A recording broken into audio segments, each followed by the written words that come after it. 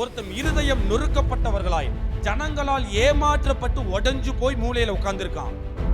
ஜனங்களால் ஏமாற்றப்பட்டு சில மனுஷங்க பேசின வார்த்தைகளை கேட்டு உடைஞ்சு போய் அப்படியே மூலையில போய் உட்கார்ந்திருக்கான்.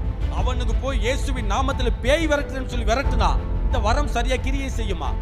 எனக்கு பிசாசுகளை விரட்டக்கூடிய அதிகாரம் கர்த்தர் கொடுத்துட்டாரு.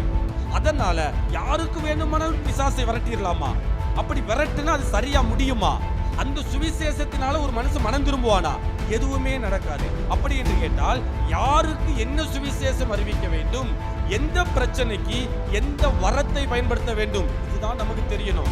நம்ம அநேக நேரத்தில் ஃபெயில் ஆகிறதுக்கு பெரிய காரியம் யாருக்கு வேண்டுமானாலும் எந்த சுவிசேஷத்தையும் சொல்லி இருந்தோம், ஆனால் ரிசல்ட்டை நம்மளால பார்க்க முடியல. சொல்ல வேண்டிய ஆளுக்கு சொல்ல வேண்டிய செய்தியை சொன்னால் அவர்கள் மனம் திரும்புவார்கள், அவர்கள் கர்த்தரோடு இணைக்கப்படுவார்கள்.